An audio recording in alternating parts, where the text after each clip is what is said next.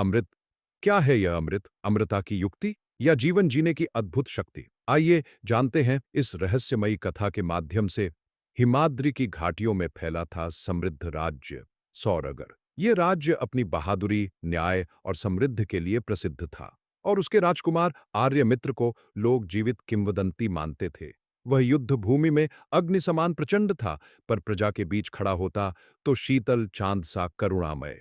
सौरगर के लोग कहा करते, आर्य मित्र का होना ही हमारे राज्य का सौभाग्य है। दूसरी ओर था समुद्र पार स्थित राज्य चंद्रावली। यहीं जन्मी थी प्रचंड शक्ति वायुषी। उसकी चाल में आंधी का वेग और उसकी तलवार में बिजली की गूंज। पर इस प्रचंडता के पीछे था अटूट समर्पण, अपनी राजकुमारी मृणालिनी की रक्षा। मृणालिनी सौंदर्य और बुद्धिमत्ता की प्रतिमूर्ति, और वायुषी उसकी अभेद्य ढाल। जनश्रुति थी, जहां मृणालिनी होगी वहां वायुषी वज्र बनकर खड़ी रहेगी। हर 15 वर्षों में सौरगर और चंद्रावली का संगम महोत्सव आयोजित होता था।